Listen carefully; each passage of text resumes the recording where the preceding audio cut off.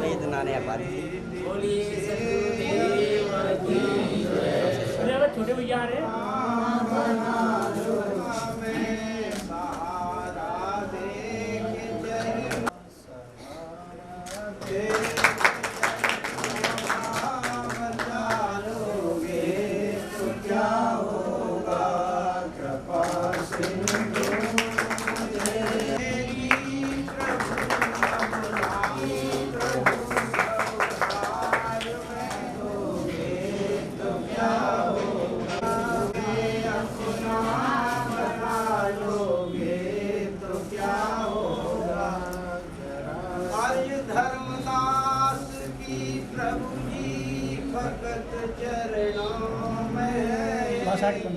राजेंद्र भैया का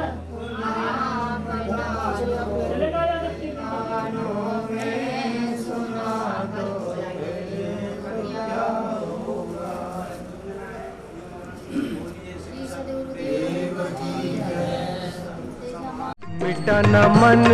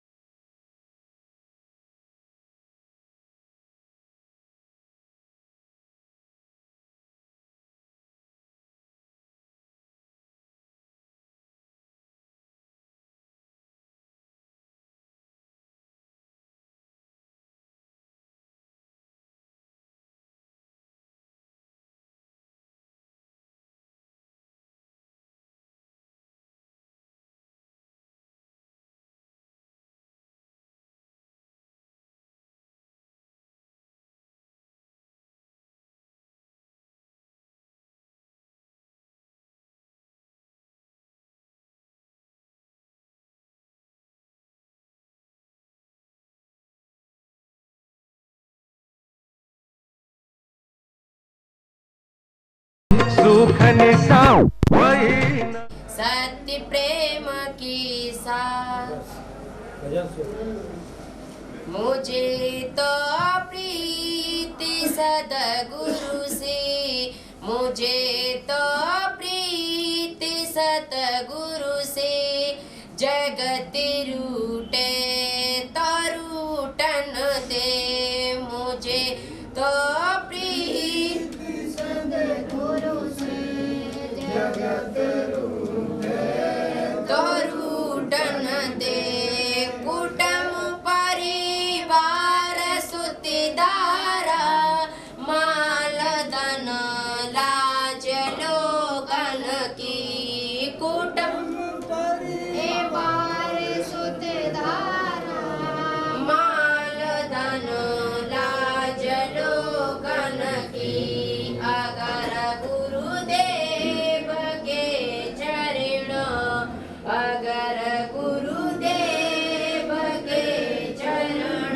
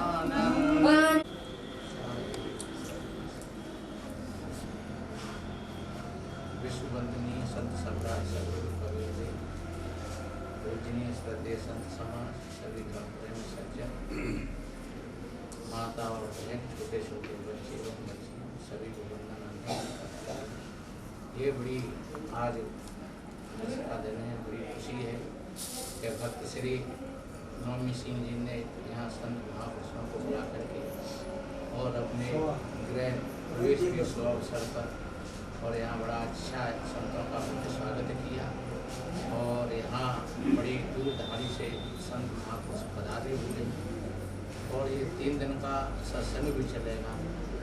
आज यहाँ गृह प्रवेश में संतों ने यहाँ दीपक प्रज्वलित किए और वास्तव में ये दीपक एक प्रकाश का प्रतीक होता है। तो जैसे संतों ने ये दीपक प्रज्वलित किए हैं, इसी तरीक़ा से और संत और सदगुरुओं के आशीर्वाद हैं कि ये प्रकाश बना है, सभी के हृदय में ज्ञान का प्रकाश हो, सभी को सुख और शांति मिले, सभी के जीवन में आनंद की धारा है और सभी का मंगल हो। संतों का यही भाव होता है। सर्वे भवन्तु सुखिनः, सर्वे सन्तु निरामया, सर्वे भद्राणि पश्यन्तु मा कश्चित् दुःखभाग् भवेत्। बस इन्हीं शुभ मंगल भावना के साथ बड़े अभी मंच पर चलेंगे और वहाँ संत महापुरुषों की चर्चा सतगुरुदेव की संत समाज की भक्त समाज की तेज वाणी में जोश में और होश में जयकारा लगाएं और हाथ उठा करके, क्योंकि अच्छा खुशी है नहीं। बोलिए सदगुरुदेव की संत समाज की भक्त समाज की, हमारे नौमी भाई माता पिता की। बहुत अच्छा सौभाग्य का दिन यूं है कि संत गुरु यहाँ पर पधारे। प्रवेश तो लोग करवा लेते हैं, गृह प्रवेश करवा लेते हैं, पर संतों के माध्यम से जो भाई बहन गृह प्रवेश करवाते हैं, अभी आप देख रहे हैं प्रकाश हो रहा है।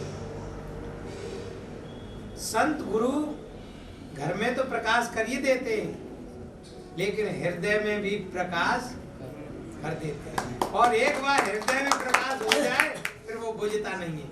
ये बाहर को प्रकाश बुझ भी सकता है, लेकिन अंदर का प्रकाश कभी बुझ नहीं सकता है। तो हमारे नौमी भाई, उनके पिता माँ बड़े भाग्यशाली हैं, ऐसे बेटाओं को जन्म दिया और उनने उनका नाम रोशन किया है और करते रहेंगे। मैं 1-2 शब्द और कहूँ। भक्त सज्जनों तुम सब फूलो फलो, भक्त सज्जनों तुम सब फूलो फलो, संत गुरुजनों की, संत गुरुजनों की यही दुआ है। भक्त सज्जनों तुम सब फूलो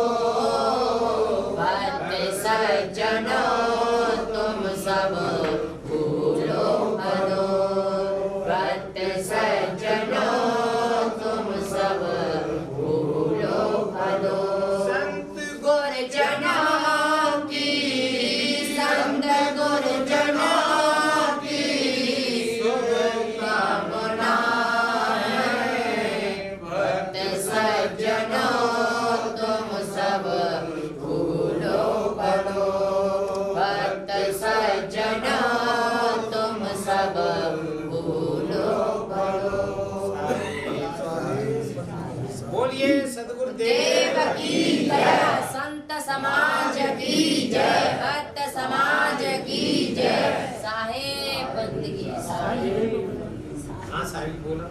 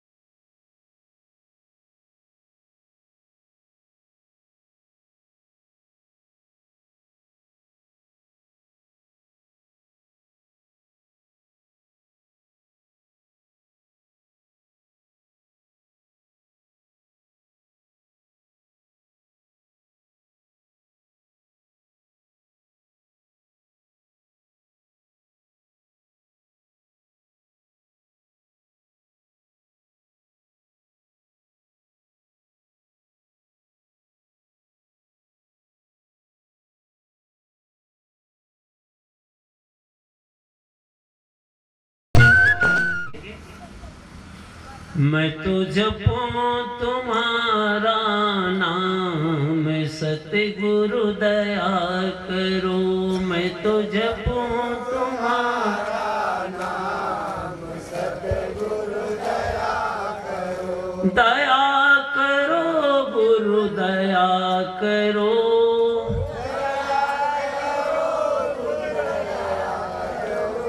दया करो प्रभु दया करो।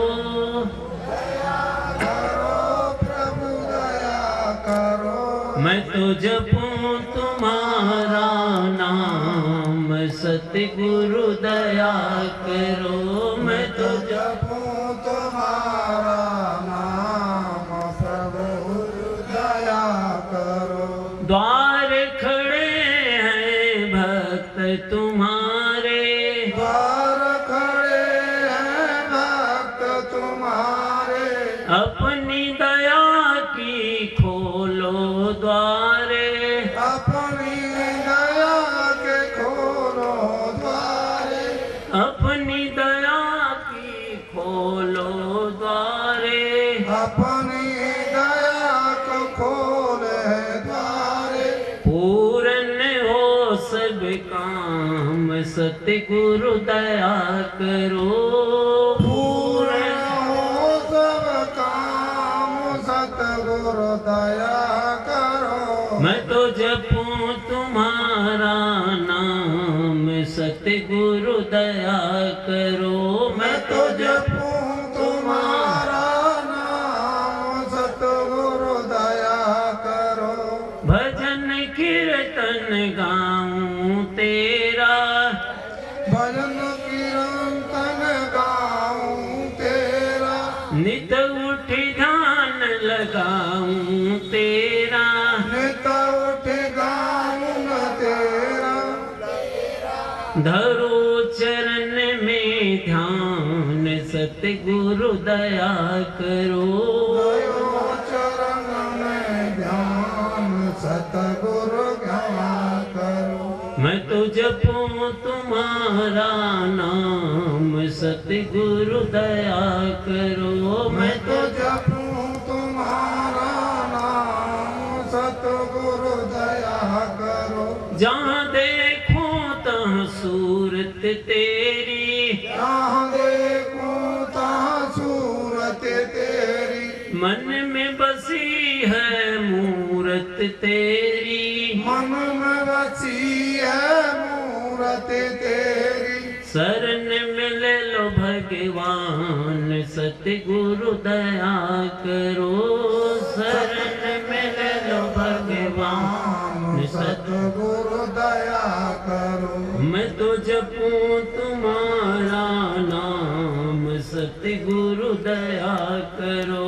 मैं तो जपूं तुम्हारा नाम सतगुरु दया करो। साधु संतों की संगत देना, साधु संगति की गति देना।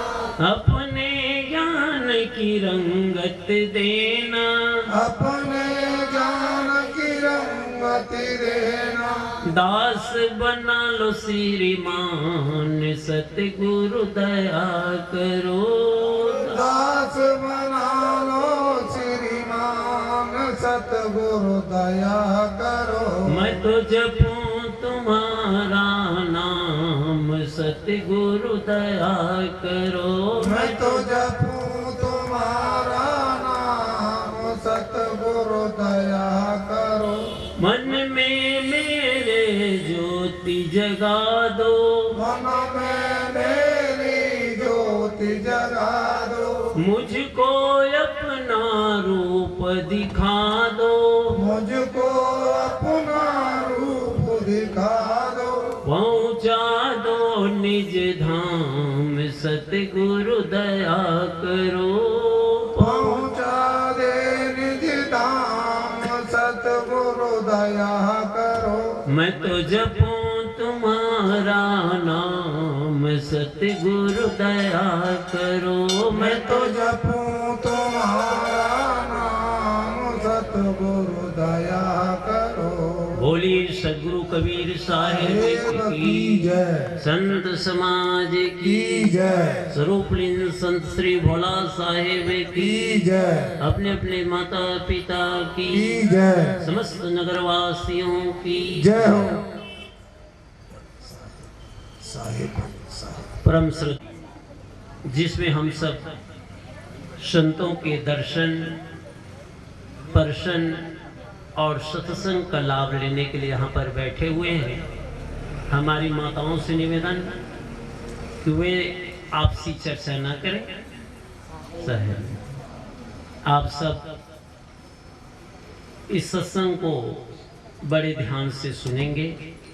आज हम लोग यहाँ पर सत्संग करने के लिए संतों के ज्ञान ध्यान की बातों को सुनने के लिए यहाँ पर पधारे हुए हैं। सत्संग हम क्यों करते हैं? आज के प्रथम दिन सत्संग से ही चर्चा शुरू हो रही है। हम लोग सत्संग क्यों करते हैं? क्या हम सब सत्संग नहीं करेंगे तो क्या हमारा जीवन नहीं चलेगा? फिर भी हम सत्संग करने के लिए आए हैं। ये तामझाम, ये दुनियादारी करने की आवश्यकता क्यों हो रही है? कितने लोग कहते हैं कि हम जब नौकरी करते हैं, व्यापार करते हैं, खेती बाड़ी करते हैं तो अन्न रुपये पैसे मिलते हैं, लेकिन सत्संग करने से क्या मिलता है? बहुतों के दिमाग में ये प्रश्न उठा करता है कि सत्संग करने से क्या मिलता है।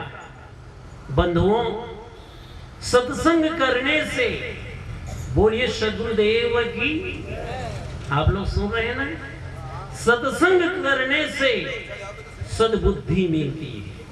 और जिसके जीवन में, जिसकी जिंदगी में सत्संग रूपी फूल खिल गया, फिर उसकी जिंदगी में सुगंधी आ जाती है,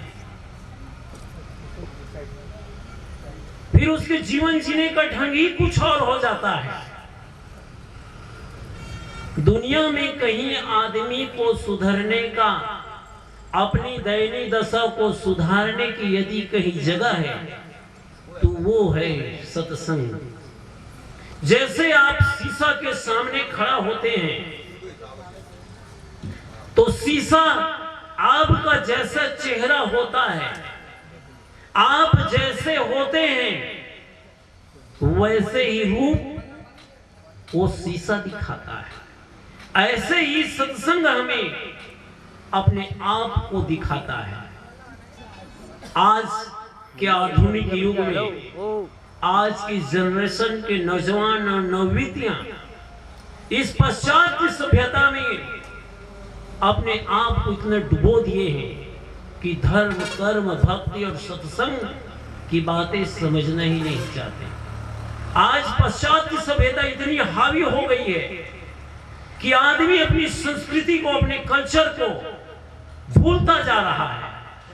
आज हम देखते हैं कि विदेश के लोग हमारी भारतीय संस्कृति को अपना रहे हैं और हम इस भारत देश के लोग, इस मुल्क के लोग अपनी भारतीय संस्कृति को, अपने कल्चर को हम भूलते जा रहे हैं। हम जरा आज से कुछ पीछे चले, पीछे कोई और ध्यान दे। ये भारत देश अत्यंत पूरा काल से ऋषि प्रसूता रही है। इस भारत की उर्वर धरती में अनेकों संत, मुनि, ऋषि, संत, गुरुजन हुए। आज हमारा भारत देश टेक्नोलॉजी के मामले में, विज्ञान के मामला में या और कहीं बाहरी तरक्की के मामले में हम अन्य देशों से बहुत पीछे हैं। अमेरिका, जापान, रूस ये सब विकसित देश हैं और हमारा भारत देश विकासशील देश। अभी हम विकास की ओर अपनी कदम बढ़ा रहे हैं, फिर भी पूरी दुनिया भारत को धर्म गुरु के नाम से जानता है। और ये भारत को धर्म गुरु का दर्जा दिलाने वाले भगवान बुद्ध थे। बोलो भगवान बुद्ध की। उसी भगवान बुद्ध की बदौलत ये भारत देश धर्म गुरु देश कहलाता है। हम अपने पूर्वजों की त्याग और बलिदानों को याद करें, चाहे वो ऋषि मनीषी हो, संत गुरुजन हो या इस भारत देश के वीर सपूत हो। आज हम इतनी स्वतंत्रता महसूस कर रहे हैं, अपने आप को जो रिलैक्स महसूस कर रहे हैं, उनके पीछे न जाने कितने खून की नदी बही, कितनी मां अपने लालों को खो दिए, कितने बहनों की मां गुजर गई, कितनी भाइयों के, कितनी बहनों को रक्षाबंधन बांधने का मौका नहीं मिला। ये हमारा भारत देश बहुत ही महान देश है। अनेक ऋषि मुनियों ने हमारे सामने जो आदर्श प्रस्तुत किए, उनके आदर्शों को आज हम भूलते जा रहे हैं। अपने पूर्वजों की आदर्शों को भी हम भूलते जा रहे हैं। इसलिए तो जीवन में दुख है। यदि हमारे जीवन में दुख है तो उस दुख को कोई पैदा नहीं करता है। हमारे ही कुछ ऐसे कर्म होते हैं जिनकी वजह से आज हमारे जीवन में दुख है। हम सोचते हैं कोई दूसरा दुख देता है। क्या सोचते हैं? हमें कोई दूसरा दुख देता है तब हम दुखी होते हैं। बंधुओं, इस भूल में मत रहना। आपको कोई दुख नहीं देता है। कोई आदमी आपके बैरी हैं, दुश्मन हैं, तो वो आपको दुख हो ऐसे माहौल और परिस्थिति पैदा कर सकते हैं। जबरदस्ती आपको दुखी नहीं कर सकता है। हम ही होते हैं दुखी। जैसे आजकल सबके घरों में रिमोट टीवी है और टीवी के साथ साथ रिमोट भी होता है। सबके घर में टीवी है ना, और सब रिमोट टीवी वहां पर होते हैं, चाहे वो एलसीडी हो, दीवार पे चिपकने वाली टीवी हो या टेबल टीवी हो।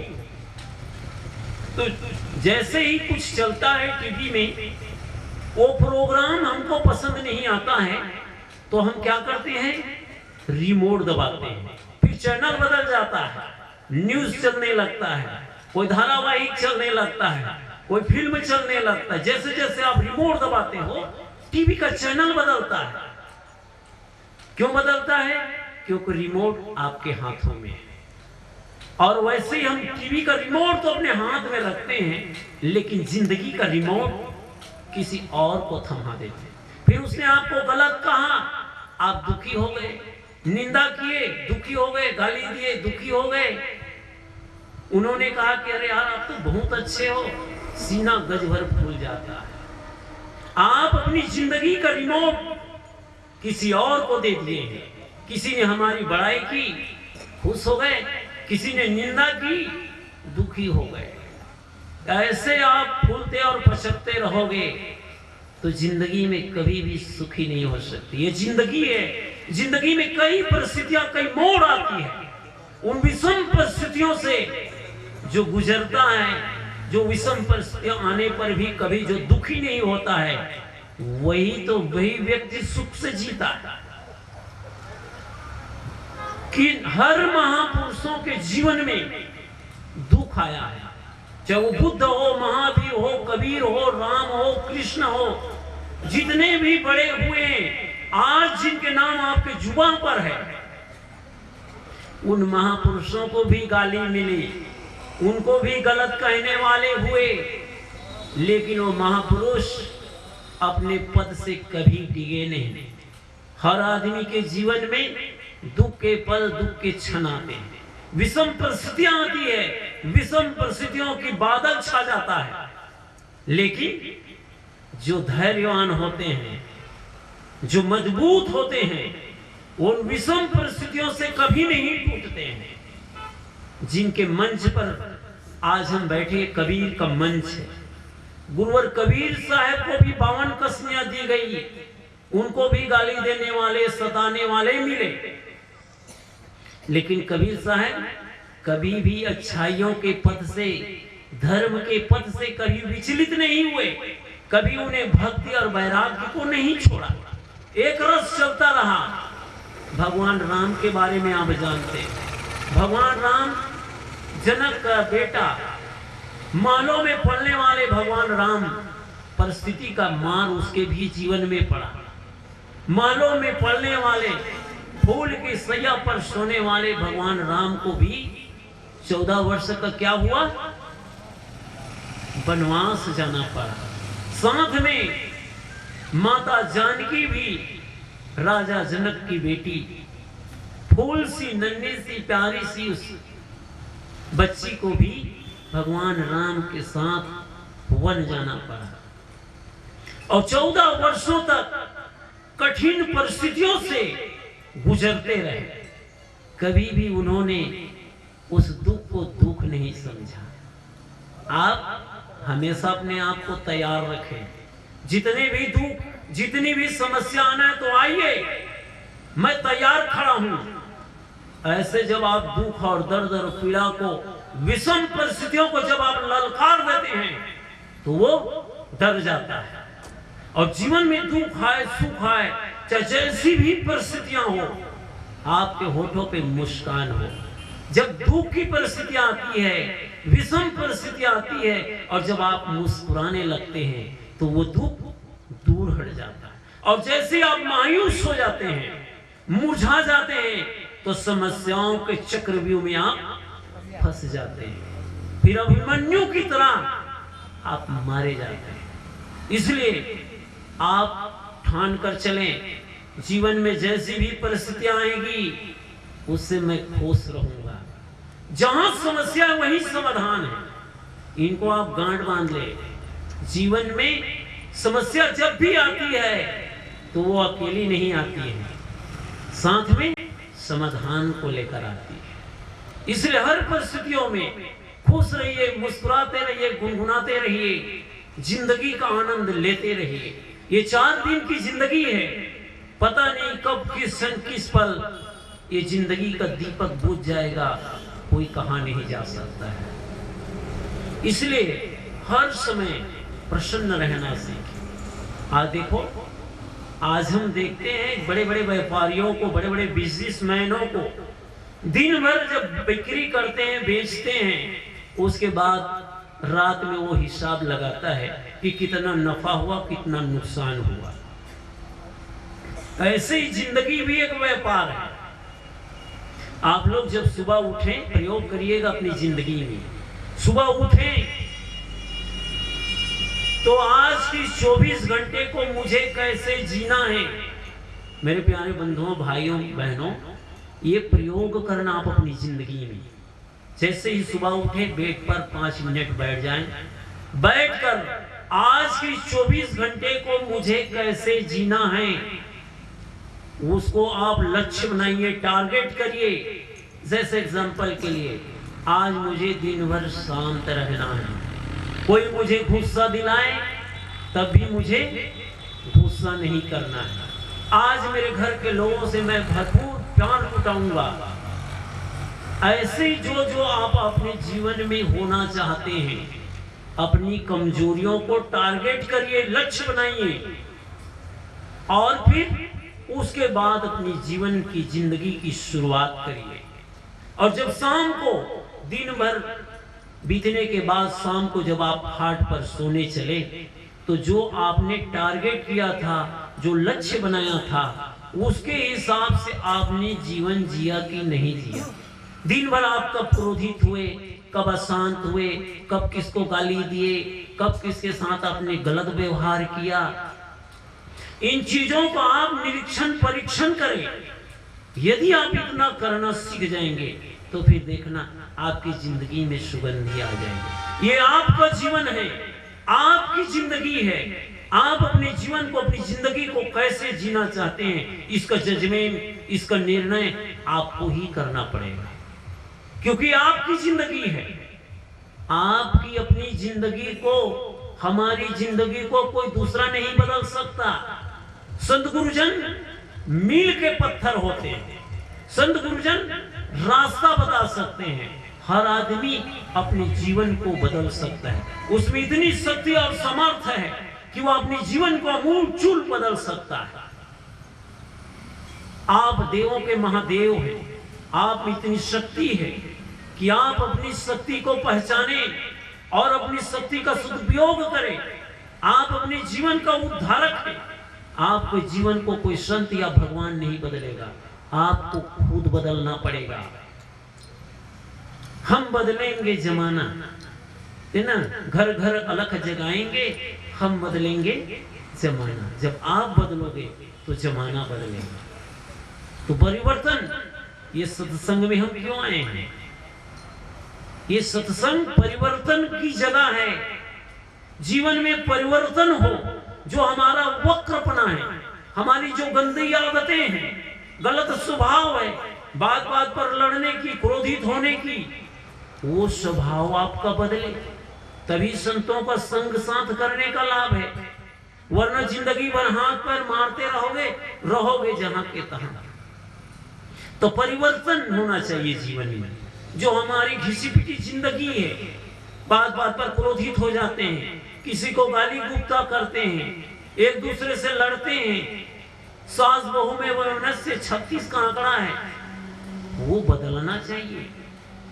सत्संग हमें यही सिखाता है कि जीवन में एक दूसरे के साथ प्रेम का व्यवहार करो। ये 4 दिन की जिंदगी हम बहुत दिन रहने नहीं आए हैं, इनको भी याद रखिए आप। तो सत्संग हमें प्रेम से जीना सिखाता है, जीवन में परिवर्तन है। देखो, हमारा भारत देश फिरंगियों के गुलाम था। अंग्रेज हमारे भारत देश में 200-250-300 साल तक राज्य किए। उसके परिवर्तन के लिए हमारे देश के क्रांतिकारी लोगों ने आगे बढ़ा। भगत सिंह का नाम, राजगुरु, सुखदेव का नाम आप लोग सुने होंगे। उसकी मूंछ की रेख भी नहीं आई थी। जवानी उठती जवानी में उन्होंने देश की आजादी के लिए क्रांति किया, और न जाने कितने इस देश की क्रांति के लिए वीर शहीद हो गए।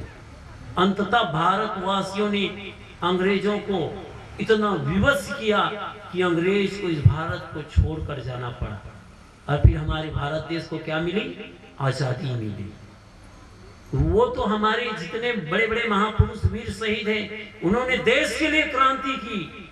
आज हम लोगों की पारी है, किसी देश के लिए नहीं, अब दूसरों के लिए नहीं, खुद के लिए, अपने जीवन को अच्छा बनाने के लिए आपको अंदर में क्रांति करना पड़ेगा। हम लोग भी अंग्रेजों को गुलाम है।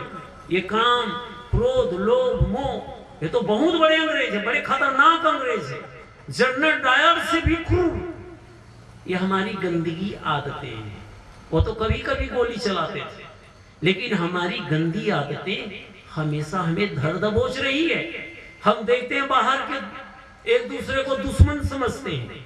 अरे बाहर के दुश्मन तो कभी कभार मिल गए, 2-4 थप्पड़ लगाकर छोड़ देते हैं, लेकिन अंदर का जो बैठा हुआ दुश्मन है, वो तो रोज धनाधन गोली चला रहा है। जब अंदर का दुश्मन, जब अंदर का सिस्टम हमारा ठीक होता है, जैसे हमारे घरों में विद्युत खंभा से विद्युत की गति आती है, घर में स्विच ऑफ ऑन करते हैं तो लाइट बंद चालू हो जाती है, लेकिन जब अंदर का सिस्टम गड़बड़ा जाता है, कहीं पर शॉर्ट सर्किट हो जाता है, तो फिर बिजली नहीं जलती है। वैसे ही हमारे अंदर का सिस्टम गड़बड़ाया हुआ है, इसलिए हमारी वाणी में मिठास नहीं है, एक दूसरे के प्रति प्रेम की भावना नहीं है। घर में रह रहे हैं, एक ही घर में, एक ही आंगन में, लेकिन जिंदगी खींचा खींचा है। हम उसके चेहरा को देखना नहीं चाहते, वो हमारे चेहरा को देखना नहीं चाहते। उसको देखकर हम नाक सिकोड़ रहे हैं, हमको देखकर वो नाक सिकोड़ रहा है। ये भी क्या जिंदगी है? यही तो नरक का द्वार है। घर में झगड़ा, लड़ाई, सास बहू में प्रेम नहीं, भाई भाई में प्रेम नहीं, तो यही तो नरक है। स्वर्ग और नरक ऊपर नहीं है बंधुओं, स्वर्ग और नरक हमारे यहीं पर है। हमारा अच्छा व्यवहार, निर्मल जीवन, यही स्वर्ग लाता है। और हम जहां लड़ाई हुए, झगड़ा हुए, एक दूसरे के साथ बैर विरोध है, तो फिर नरक पैदा हो जाते हैं। हमारे संतों गुरुजनों की देखिए अहेतु की कृपा, इतनी कड़कड़ाती ठंडी में भी हमारे संत, कोई राजस्थान से, कोई हमारे मध्य प्रदेश से, हमारे संत जन छत्तीसगढ़ से आए। इन संतों के पास क्या कमी है? पूछिए जरा। आप लोगों का प्रेम, आप लोगों का प्यार इन संतों को खींच लाए, नहीं तो वरना कौन है रजाई और गद्दे के बीच मस्त बैठे होते। संतों के पास खाने की कमी नहीं है। आप जैसे उदार लोग संतों को जाकर उसके मुंह में भी खिला सकते हैं, लेकिन संतों की अहेतु की कृपा हमारे घर में, आंगन में आकर हमारा आप सबको ज्ञान को उपदेश देते हैं। लेकिन हम तो अज्ञान की चीर निद्रा में, बेहोशी में हमारी जिंदगी बीत रही है। जिंदगी के बहुत क्षण और पल हमारी और आपकी बेहोशी में हो गई। आज भी हम क्लोरोफार्म खाए हुए हैं, बेहोशी में जीवन। आप सोचेंगे कैसे बेहोशी में जी रहे हैं साहब, तो बता देते हैं। आपको क्रोध आता है, क्रोध में भभक पड़ते हैं। यदि हमें ज्ञान होता, अंदर के ज्ञान का जब दीपक बुझ जाता है, तब क्रोध आता है, तब हम कोई गलत काम करते हैं। लोग क्या करते हैं, जब चलते हैं देखते हैं किसी का सामान पड़ा है या खेत में कुछ है तो उखाड़ते हैं, तो ऐसे देखते हैं इधर, हाँ कोई बंदा नहीं देख रहा, तब क्या करते हैं, सामान उठा लेते हैं। सचमुच में आपको कोई नहीं देखा, लेकिन अपने आप को आप देखे हो कि नहीं देखे। हम स्वयं जानते हैं कि जैसे यहाँ पर हम लोग बहुत सारे लोग बैठे हैं, यहीं पर कोई 2-3 गाड़ी पुलिस आ जाए, पुलिस आ गई तो जितने कुछ गलती नहीं की उनको कुछ नहीं होगा, लेकिन कोई किसी की चोरी करके आए, किसी की हत्या करके कोई बैठा होगा तो उसको कपकपी आ जाएगी, माथे पर पसीना आ जाएगी। वो पुलिस नहीं जानती कि यहाँ पर चोर वहीं बैठा है, लेकिन आप जानते हैं। तो संत गुरुजन आवाज लगाते हैं, जागो जागो लोगो मत सो, न करो नींद से प्यार, जैसे सपना रैन का तैसा है संसार। मैं एक छोटी सी कहानी कहूँ, फिर मैं अपनी बात समाप्त करूँ। थोड़ा ध्यान से सुनना, थोड़ी अटपटी सी कहानी है। बोलिए सतगुरुदेव ने दूसरे दोस्तों को 3 प्रश्न, 3 क्वेश्चन करते हैं। अब ध्यान से सुनिए आप लोग। पहला क्वेश्चन करते हैं, यदि तुम ये बता दो कि मेरी झोली में, मेरे थैला में क्या है, तो सारे अंडे तुम्हारे। ध्यान से सुनना भाई, क्या कहें? यदि तुम ये बता दो कि इस मेरी झोली में क्या है तो सारे अंडे तुम्हारे। फर्स्ट प्रश्न, फर्स्ट क्वेश्चन। दूसरा क्वेश्चन करता है, यदि तुम ये बता दो कि इस मेरी झोली में कितने अंडे हैं तो 8 अंडे तुम्हारे। तीसरा और अंतिम प्रश्न करते हैं, यदि तुम ये बता दो कि अंडा किस जानवर का है तो मुर्गी भी तुम्हारे। उसका दोस्त कहता है कि अरे यार, तुम्हारे सवाल भी बड़े अटपटे घुमावदार हैं, तुम क्या करते हो मुझे समझ में नहीं आता। आप लोगों को समझ में आया कि नहीं आया? पहला प्रश्न करता है, तुम ये बता दो कि झोली में क्या है तो सारे अंडे तुम्हारे, तो अंडे ही है। यदि तुम उसकी संख्या बता दो तो 8 अंडे तुम्हारे, 8 ही अंडे हैं। ये किस जानवर का है ये बता दो तो मुर्गी भी तुम्हारे। मुर्गा, यहाँ मुर्गा अंडा तो नहीं देता है ना। तो सवाल कितने सरल है, उसी में क्वेश्चन और उसी में आंसर छुपा हुआ है। ऐसे ही जब हमारे बीच संत गुरुजन आते हैं तो अपनी अनुभव की बात, अपनी ज्ञान की बातें पूरे के पूरे उड़ेल देते हैं, ताकि मेरे भक्त, मेरे बेटे, मेरी बेटी उस ज्ञान का प्रयोग करके इस संसार सागर से, इस अज्ञान की नींद से जाग सके। लेकिन हम लोग ऐसे भोंदू हैं कि आज भी अज्ञान की नींद में, विषय वासनाओं की नींद में आज भी खर्राटे हुए। जैसे कुंभकर्ण जी सोते थे, कितने दिन तक सोते थे? उसको जगाता था तो बड़ा बहुत मुश्किल से जगते थे। ऐसे ही कुंभकर्णी नींदों में हम लोग भी सो रहे हैं। तो जागे, आज हमारे संत गुरुजन जगाने के लिए हमारे बीच आए हैं। ऐसे सुंदर अवसरों को कभी भी मत खो। जीवन की बेशकीमती क्षणों को हम बहुत गंवा चुके थे कि यहाँ पर कई उम्र दराज के लोग बैठे, बहुत क्षण बीत गया, जिंदगी धीरे धीरे मौत की ओर खिसक रही है। एक दिन आप चाहें या ना चाहें, मौत का आलिंगन, मौत को तो गले लगाना ही पड़ेगा। इसलिए सत्संग का मतलब है जीवन में सुधार आए, बैर विरोध की भावनाएं घटे, आपस में प्रेम बढ़े। जिन माँ बहनों के सास बहू में न जमता हो, ध्यान से सुन लीजिए, बोलिए सद्गुरुदेव की। आज जाएंगे, जीवन में क्रांति करेंगे। कोई बहू का सास से न जमता हो, उन बहू बहनों से मेरा निवेदन, मेरा रिक्वेस्ट, मेरी अपील, जाकर अपने सासू माँ के पैरों पे गिर जाना। किसी भाइयों से ऐसा होता हो, बैर विरोध को मिटाइए। बहुत दिन की जिंदगी नहीं है, कब किस क्षण, किस पल, किस घड़ी, कब किसकी मौत आ जाए कोई भरोसा नहीं। इसलिए जिंदगी को खुशनुमा बनाइए, हंसते मुस्कुराते गुनगुनाते हुए आपका मन, आपकी जिंदगी गार्डन गार्डन हो जाए। इसी शुभकामनाओं के साथ मैं अपनी वाणी यहीं पर विराम लेता हूँ। आइए आगे विचारों की ओर चलेंगे। कोई संचालन है कि मैं करूँ? मैं करूँ? बोलिए सद्गुरुदेव की। तो आइए इस विचारों की कड़ी में हम लोग आगे बढ़ते हैं। आप बोलोगे? हाँ, मैं बोल रहा हूँ। आइए इस विचारों की कड़ी में हम सब और आगे बढ़े। आप लोग से निवेदन, ऐसा अवसर, ऐसा पल बार बार नहीं आता है, इसलिए पूरे मन से, प्रेम से, दिल लगाकर आप सब सुने। ये 3 दिन का ही तो मौका है, फिर आप लोग कहाँ, हम लोग कहाँ। तो आइए हम आगे विचार सुनते हैं हमारे आदरणीय संत श्री शिवेंद्र साहिब जी से। आप महाराष्ट्र से हम सबके बीच पधारे हुए हैं। आपसे भी निवेदन कि आप अपने अत्यंत कल्याणकारी विचारों से हम सबको लाभान्वित करने की कृपा करें। एक बार साहिब जी के लिए थोड़ा सा आप लोग ताली बजाइएगा। बोलिए सद्गुरुदेव की जय। एक और में आप साहेब की, संत समाज की, भक्त समाज की, परम वंदनीय संत समाज, सत्संग प्रेमी सज्जनों, माताएं, बहनों, विचार रखने के पूर्व आप लोग के बीच एक भजन रख रहा हूँ, फिर आप विचारों की ओर आगे बढ़ेंगे।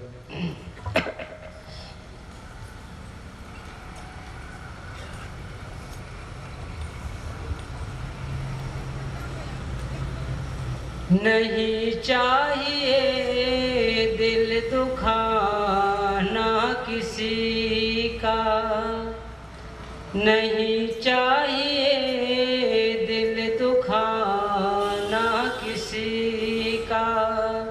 सदा ना रहा है सदा ना रहेगा जमाना किसी का। नहीं चाहिए दिल दुखाना किसी का, नहीं चाहिए दिल दुखाना किसी का। आएगा बुलावा तो जाना पड़ेगा, सर तुझको आखिर झुकाना पड़ेगा।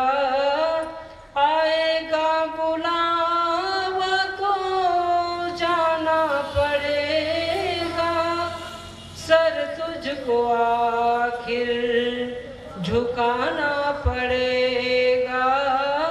वहाँ ना चलेगा वहाँ ना चलेगा बहाना किसी का।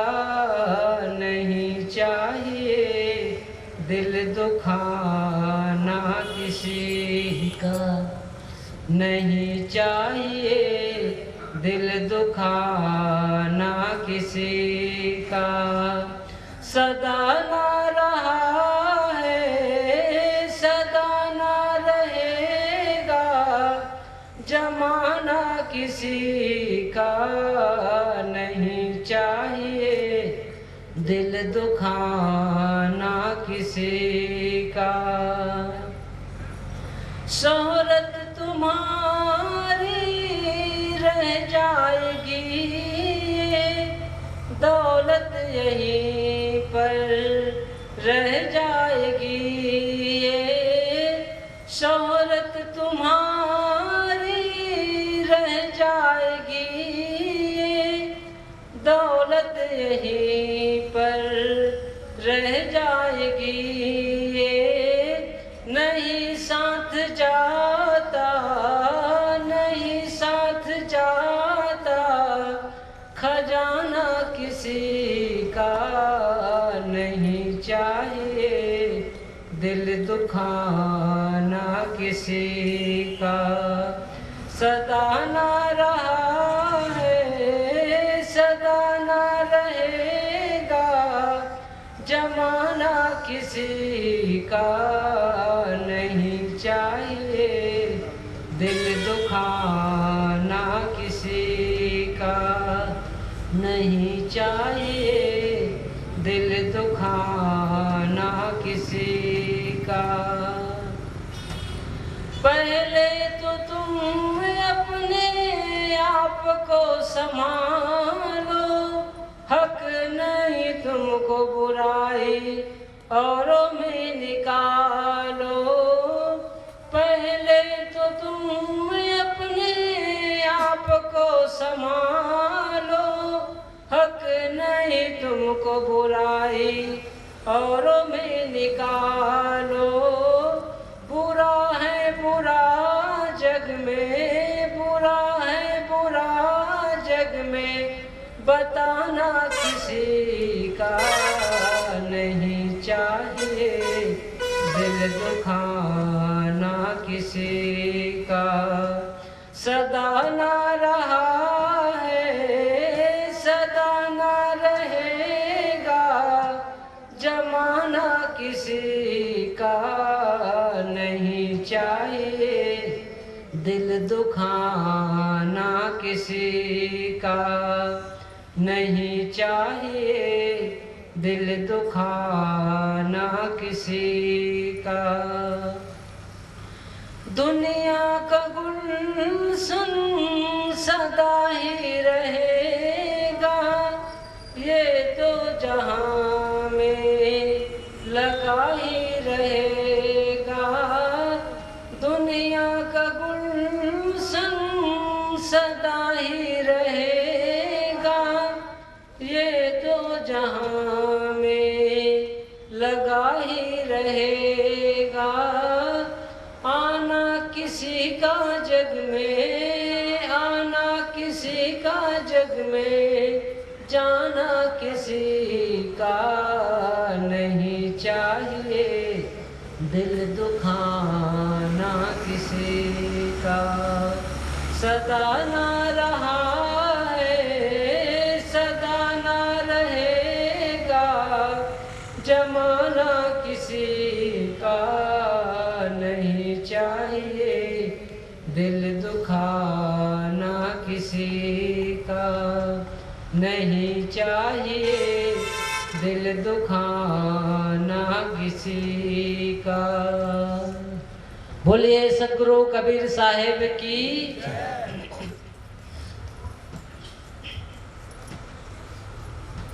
अभी भजन श्रवण किए कि नहीं चाहिए दिल दुखाना किसी का।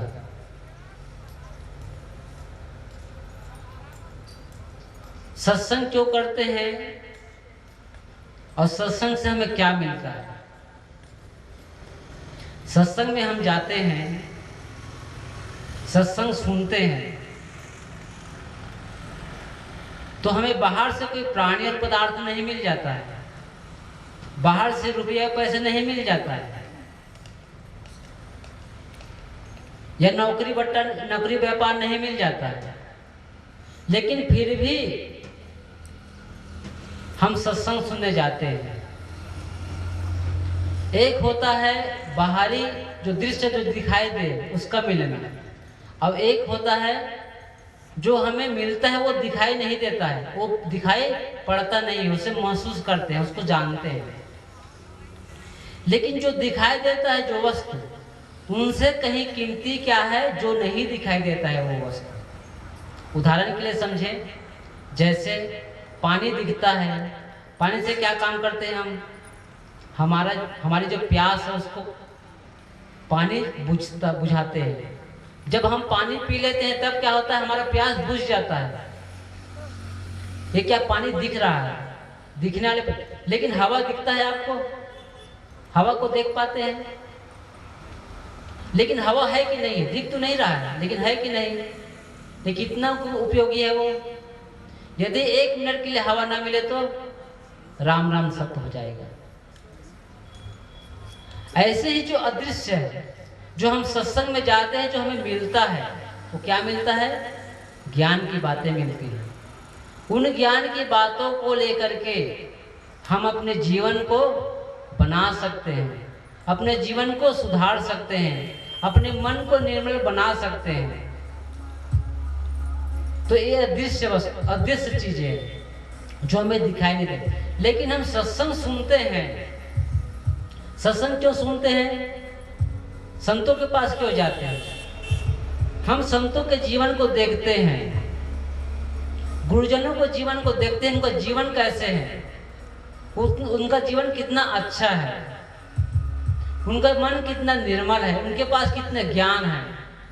उनके आदर्शों को देख करके, उनके ज्ञान की बातों को सुन करके हम उनके पास जाते हैं, ताकि हमारा भी जीवन वैसे बन सके। सत्संग में जाने का ही मतलब है कि हमारे जीवन में हम सुधार आए, हमारे मन में जो कलिमस है, हमारे जीवन में जो गलतियां हैं, उनको सुधार हो जाए। और यदि हम सत्संग में सुनने आए, संतों के पास, गुरुजनों के पास बैठे, ज्ञान की चर्चा करें, ज्ञान की बातों को सुने, और हमारे जीवन में कोई परिवर्तन ही ना आए। हम सत्संग में सुने कि चोरी नहीं करना चाहिए। आदमी चोर कब बनता है? क्या जब कोई चोर चोरी करता है तब चोर कहलाता है, कि पकड़ा जाता है तब चोर कहलाता है? कोई जब चोर चोरी करता है और पकड़ा जाता है तब क्या कहलाता है? चोर कहलाता है। लेकिन क्या पकड़ाने पर ही वो चोर बना? चोरी करने के पहले वह व्यक्ति चोर बन चुका था। क्यों? क्योंकि उनके मन में पहले विचार आया कि मैं चोरी करूंगा, मुझे चोरी करना है। जैसे ही उनके मन में विचार आया, अब वह व्यक्ति क्या बन गया? चोर बन गया। पहले विचार आता है तब क्या करता है, कृत कर्म करता है। ऐसे ही यदि हम अच्छे विचारों को ग्रहण करें, सत्संग में जाए, ज्ञान की बातों को सुने, तो अच्छे बातों को हम अपने जीवन में लाएंगे तो हमारा जीवन अच्छा ही बनेगा। यदि हम गलत सोचेंगे, गलत विचार हमारे मन में भरेगा, तो क्या हमारा जीवन सुधर पाएगा? क्या हमारा जीवन बन पाएगा? हम सत्संग सुनने आते हैं, यदि कोई परिवर्तन ही नहीं आए, जो हमारे मन में विकार है, जो हमारी निंदा करने की आदत है, गाली गलौज करने की आदत है, यदि सुधार नहीं होता है तो सत्संग सुनने का क्या लाभ? सत्संग सुने और सुन करके उनको छोटी छोटी गलतियां जो हमारे आदतें हैं, गलत गलत आदतें हैं, उन आदतों को छोड़ते जाए, एक एक आदतों को सत्संग में जाते हैं तो हमारे जीवन में, हमारे मन में सुधार आना चाहिए। सत्संग करने का ही अर्थ ही है कि कुछ न कुछ हम ग्रहण करें, सुधार करें। जब कहीं हम मंदिर में जाते हैं या कोई धार्मिक स्थल में जाते हैं तो क्या करते हैं, पहले हम स्नान करते हैं, अपने शरीर को शुद्ध करते हैं। जब कोई व्यक्ति मंदिर में जाता है, भगवान के पास जाता है, तो स्वाभाविक है पहले क्या करता है, वो स्नान करता है, अपने शरीर को शुद्ध करता है। तब भगवान की आरती करने के लिए मंदिर में, भगवान की आरती करने के लिए क्या करते हैं, अगरबत्ती लेकर जाते हैं, फूलबत्ती लेकर जाते हैं, फूल लेकर जाते हैं अर्पित करने के लिए। ऐसे ही जब हम कोई संतों के पास जाए, पहले हम अपने मन को साफ कर ले, अपने मन के विकारों को, अपने मन को निर्मल कर ले। यदि हम किसी पात्र में कोई चीज भरना चाहें तो पहले उस पात्र को क्या करना पड़ेगा, खाली करना पड़ेगा, तब उस पात्र में हम कुछ भर पाएंगे। ऐसे ही हमारे मन को पहले जो सुने हैं, जो हमारे मन में भरा है, उसको हम खाली कर ले। खाली करेंगे तभी उस मन में जाकर कुछ बात टिकेगा। और यदि हम खाली करें नहीं है, हमारे मन में अन्य मान्यताएं भरी हुई है, तो हम ग्रहण नहीं कर पाएंगे। तो सुधार कैसे होगा? सुधार करना है तो एक एक छोटी छोटी बातों को ग्रहण करके जीवन में लाना पड़ेगा। और ये सुधार कैसे होगा? सुधार कैसे होता है, एक उदाहरण के माध्यम से समझे। एक गांव में, एक घटना विदेश का कहा जाता है कहानी। एक गांव में दो व्यक्ति थे, दो मित्र, गाढ़ी मित्रता उन दोनों की। और दोनों ऐसे थे कि दोनों चोरी का काम करते थे। और उस क्षेत्र में भेड़ का पालन बहुत होता था। लेकिन हुआ क्या कि दोनों मित्र एक दिन विचार किए, चलो हम लोग चोरी करेंगे, भेड़ का चोरी करेंगे और भेड़ चोरी करके बेच लेंगे और बहुत सारा पैसा मिलेगा। और उन दोनों ने क्या किया, सोच करके चोरी करने चला गया और भेड़ चोरी कर लिया। चोरी करते करते दोनों पकड़ गए। गांव के मामला था, कुछ लोग जग रहे होंगे, तो चोरी करते करते दोनों पकड़ गए। और जब पकड़ गए तब क्या हुआ, गांव में पंचायत बुलाया गया। गांव में पंचायत बैठते हैं ना जब कुछ हो जाता है तो, ऐसे ही गांव में पंचायत बुलाया गया।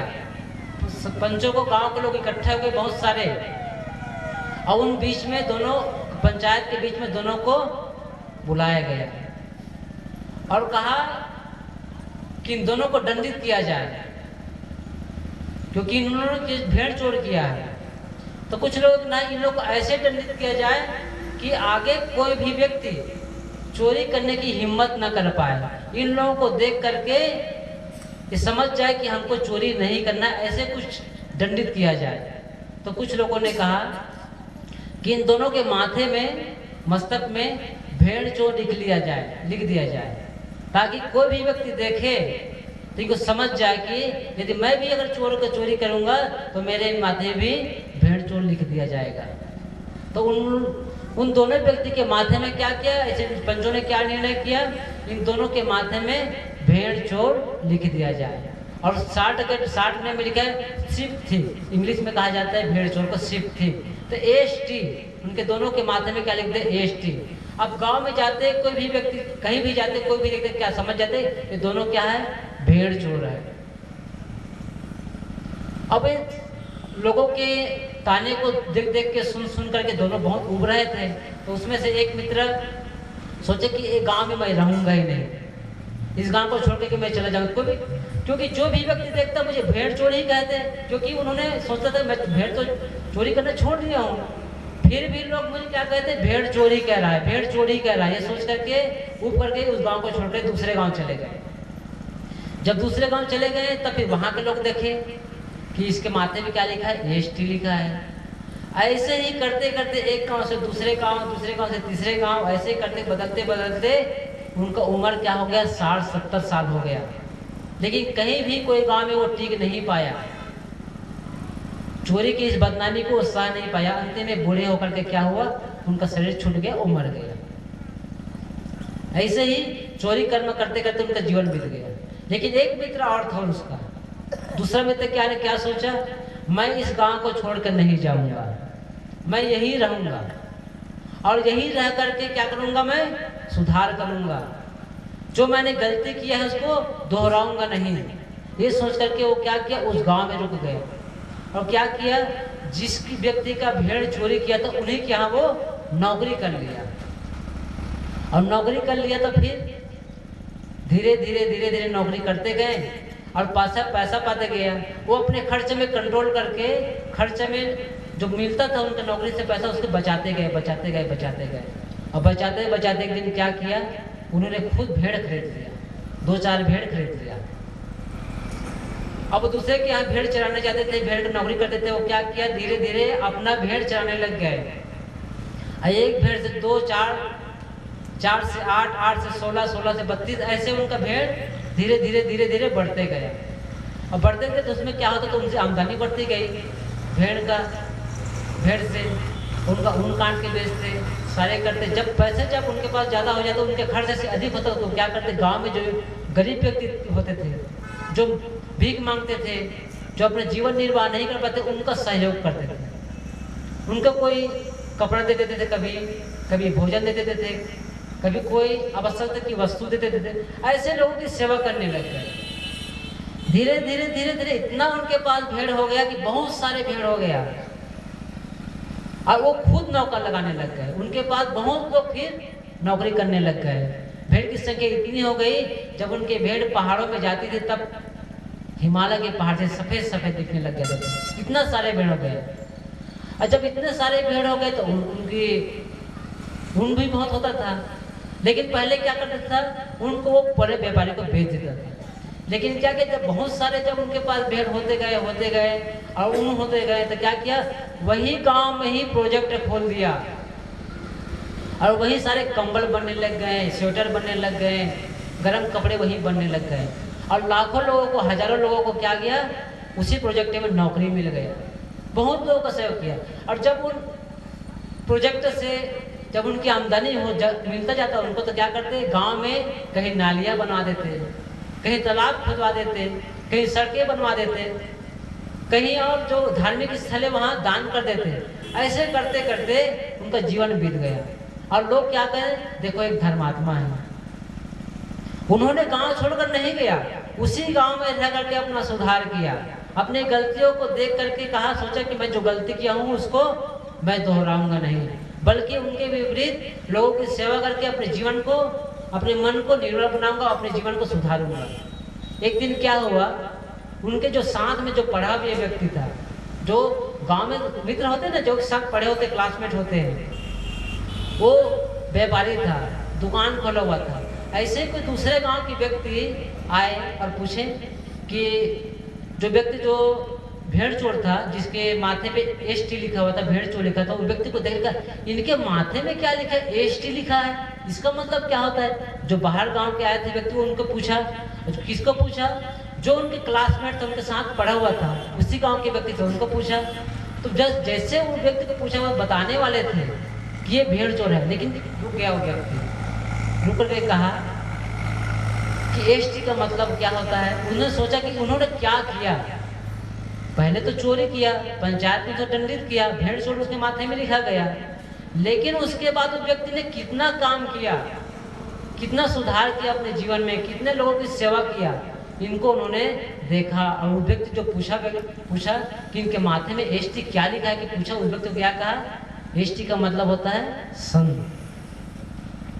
संत बन गया ना वो। एक कारण था उनका, चोरी किया, भेड़ चोर करके, लेकिन जब उन्होंने अपने कर्मों को सुधार लिया तब क्या हुआ, वो संत हो गए। ऐसे ही यदि हम अपने जीवन को हम सब सुधार सकते हैं। संतों के जीवन को देखते हैं, हम कहाँ जाते हैं, लोगों को देखते हैं, किसी को शराब पीते देखते हैं, किसी को जुआ खेलते देखते हैं, या किसी को और कुछ करते गलत कर्म देखते हैं, तो क्या आदमी संगत में पड़ करके वैसे कर्मों को करने लग जाते हैं, चोरी करने लग जाते हैं, शराब पीने लग जाते हैं, जुआ खेलने लग जाते हैं। लेकिन देखें, आज तक कोई भी व्यक्ति आप लोग सुना नहीं होगा कि शराब पी करके कोई व्यक्ति बड़ा धनवान बन गया, बहुत बड़ा मकान वाला बना लिया, बहुत बड़ा व्यापारी बन गया। सुने होंगे कभी आप? या किसी ने जुआ खेल करके बहुत बड़े व्यापारी, बहुत बड़ा आदमी बन गए, ऐसे सुने हैं कभी? नहीं सुने होंगे। लेकिन एक अच्छे काम करने वाले व्यक्ति को सुने होंगे, वही ईमानदारी पूर्वक जो काम करते हैं उन व्यक्ति को आप लोग जरूर सुने होंगे कि वो व्यक्ति बहुत अच्छे काम करते हैं, ईमानदारी पूर्वक काम करते हैं। ऐसे कमा करके, मेहनत कर करके इन्होंने अपना मकान बनाया, बड़ा व्यापारी बना, लोगों की सेवा किया, ये जरूर सुने होंगे। लेकिन हम देखते क्या, आदर्श देखिए, संगत में पढ़ क्या, गलत संगत में पढ़ करके हम सुधार नहीं कर पाएंगे। गलत लोगों की संगत में पढ़ करके हम अपने जीवन को बना नहीं पाएंगे। शराबी के संगत करते हैं तो शराबी हो जाएंगे, जुआरी के संगत पढ़ेंगे तो जुआरी हो जाएंगे। लेकिन एक अच्छे व्यक्ति के संगत में हम जाना नहीं चाहते हैं, क्योंकि वो हमारे अहंकार टकराता है, हमारे अंदर जो बुराई है वो टकराता है, जो गलत आदतें हैं वो टकराता है। जो हम आदत बना लिए हैं उसको हम छोड़ना ही नहीं चाहते, उसको हम पकड़े ही रहना चाहते हैं। छोटी सी आदत, बीड़ी पीने वालों को देख लीजिए, तंबाकू खाने वालों को देख लीजिए, पकड़ने में क्या लगा उसको, कुछ लगा।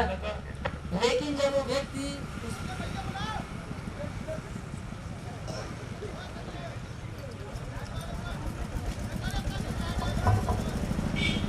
जब कोई लत लग जाता है जुआ खेलने का, तंबाकू खाने का, बीड़ी पीने का,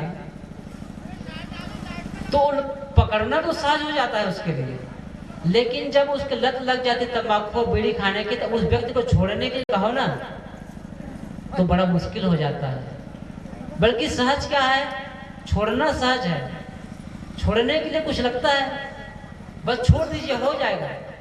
पकड़ने के लिए क्या है, खरीदना पड़ेगा, उसको मुंह में डालना पड़ेगा, तब होगा। लेकिन जो सहज है उसको हम कठिन समझ लेते हैं, और जो कठिन है उसको हम सहज समझ लेते हैं।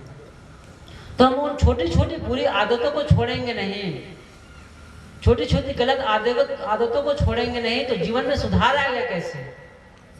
जीवन में कहाँ सुधार आएगा? हम दूसरे व्यक्ति को देखते हैं कि अरे वो व्यक्ति कितना अच्छा है, न तंबाकू खाता है, न बीड़ी पीता है, न गुटखा खाता है, न किसी की निंदा करता है, न गाली देता है।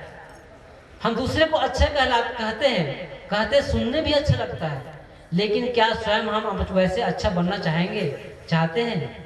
चाहते तो हैं, लेकिन जो आदतें हमारी गलत आदतें हमें बांध लिया है ना, उन आदतों को हम छोड़ नहीं पाते हैं। इस कारण से हमारे जीवन में सुधार नहीं हो पाता। जो गलत आदत है उसको हम छोड़ नहीं पाते हैं, लेकिन आवश्यकता छोड़ने के लिए आज सत्संग क्यों कर रहे हैं? सत्संग करने की आवश्यकता क्यों है? नेमी चंद जी जो आज सत्संग आप लोग सत्संग कार्यक्रम करा, किसके लिए? क्या अपने लिए करा रहे हैं? क्या अपने अकेले के लाभ के लिए करवा रहे हैं? बल्कि वहां संत जन आए और अपने ज्ञान की गंगा बहा करके आप लोग के बीच में प्रवाहित करें, और उस ज्ञान की गंगा में डुबकी लगा के आप अपने जीवन को सराबोर करें। इसलिए सत्संग का कार्यक्रम है। लेकिन सत्संग की बातों को सुन करके अगर जीवन में न उतारे, अगर हम अपने आदर्शों को हम न ले, तो सुधार नहीं हो पाएगा। यदि हम ज्ञान की बातों को एक बातों को सुन करके यदि अपने जीवन में अमल करें, अपने जीवन में लाएं, तो कोई बड़ी कठिन बात नहीं है। हमारा भी जीवन वैसे ही निर्मल और वैसे ही सुंदर बन सकता है। जीवन को बनाने के लिए कुछ करना पड़ता है, तब होता है, ऐसे ही नहीं हो जाएगा। बिगड़ा है तो सुधार करना पड़ेगा। जीवन ऐसे बनाने, जो जीवन मिला हुआ है, हमें मिल गया है, लेकिन जीवन को बनाना पड़ता है। जैसे मकान को बनाना पड़ता है, सड़कें बनाना पड़ता है, ऐसे ही जीवन को हम सुंदर बना सकते हैं। और नहीं तो बिगड़ने के लिए क्या चीज़ है, तो बिगड़ते ही चला जाएगा। संगत में गलत संगत पड़ेगा तो बिगड़ते ही चला जाएगा। लेकिन बनाने के लिए कुछ मेहनत करना पड़ता है, कुछ त्याग करना पड़ता है, कुछ तपस्या करना पड़ता है, तब हमें फल मिलता है। यदि हम ज्ञान की बातों को सुन करके आचरण में न लाए और जो संत जन गुरुजन जो बता रहे हैं उन बातों को यदि हम ध्यान न दें तो हमारा सत्संग करना और उन ज्ञान की बातों को सुनना व्यर्थ हो जाएगा। इसलिए व्यर्थ न जाने दीजिए। जो मानव जीवन मिला हुआ है, सोचे यदि मानव जीवन न मिल करके कहीं अन्य खाने में हम गए होते, बैल भैंस बन गए होते, घोड़ा होते, हाथी होते या चिड़ी कृमिकीट जो भी होते हैं, तो क्या आज सत्संग सुनने का अवसर मिलता हमें? ये मानव जीवन ही ऐसा है जो कल्याण की भूमिका है, जिसमें हम ज्ञान की बातों को सुन सकते हैं और सुन करके हम अपनी गलतियों को सुधार कर सकते हैं। मोक्ष भूमिका कहा जाता है ये मानव जीवन को। मोक्ष भूमिका क्या है? मोक्ष का मतलब होता है बंधनों से छूट जाना, जो बंधनों को काट ले। क्योंकि ज्ञान की बात है, हम सुनेंगे नहीं, ज्ञान की बातों को, बंधन को हम जानेंगे नहीं तो छूटेंगे कैसे उसको? ये मानव जीवन ऐसा जीवन है जो मोक्ष की भूमिका है, जो हम ज्ञान की बातों को सुन सकते हैं और उन ज्ञान की बातों को दूसरे को बता भी सकते हैं और अपना सुधार भी कर सकते हैं। यहाँ तक सुधार तो सकते हैं, बिगाड़ भी सकते हैं और सुधार भी सकते हैं। ये हम पर निर्भर है, हम क्या करना चाहते हैं, ये हम पर निर्भर है। यदि हम चाहें तो इस जीवन को बना भी सकते हैं और बिगाड़ भी सकते हैं। ये आप पर, हम पर निर्भर है। जैसे हम करना चाहें, हम स्वतंत्र हैं। लेकिन एक जानवर दूसरे एक मानवेतर खाने के जीव वो स्वतंत्र नहीं है। हम स्वतंत्र हैं, हम कुछ भी कर सकते हैं। हम सत्संग सुनने के लिए प्रयागराज जा सकते हैं, संतों के दर्शन करने के लिए यहाँ कहीं जा सकते हैं, तीर्थों में स्नान करने के लिए जा सकते हैं। ज्ञान को ग्रहण करने के लिए पूरा प्रकृति है, कहीं से भी हम ज्ञान प्राप्त कर सकते हैं। लेकिन उन ज्ञान को जीवन में लाने के लिए हमें ये मानव जीवन मिला हुआ है। हम इस जीवन में रह करके अपने मन को निर्मल बना सकते हैं। जैसे भगवान बुद्ध ने, कबीर ने, गुरु नानक ने, जो अन्य महापुरुषों को हम आज जानते हैं, उन्होंने क्या किया? अपने जीवन को तपाया, अपने जीवन को सुधारा, अपने मन को निर्मल बनाया। ऐसे ही स्वच्छ और निर्मल हमारा भी मन बन सकता है, वैसे ही हमारा जीवन बन सकता है। कब? जब हम उन ज्ञान की बातों को अपने जीवन में लाएं तब। और यदि हम सुनते जाएं और जीवन में ना लाएं तो जीवन क्या हो जाएगा? सुनना हो जाएगा, तो कोई काम आने वाला नहीं है। तो इन ज्ञान की बातों को सुने। संत गुरुजन आप लोग के दरवाजे में, आपके आंगन में आए हुए हैं, ज्ञान की गंगा बहा रहे हैं। उन ज्ञान की गंगा में डुबकी लगा करके अपने जीवन को सराबोर करें और शांति मोक्ष को प्राप्त करें। बस इन्हीं शब्दों के साथ मैं अपनी वाणी को विराम देता हूँ। बोले सतगुरु कबीर साहिब की जय। अभी हम सब आदरणीय संत श्री शिवेंद्र साहिब जी द्वारा बहुत ही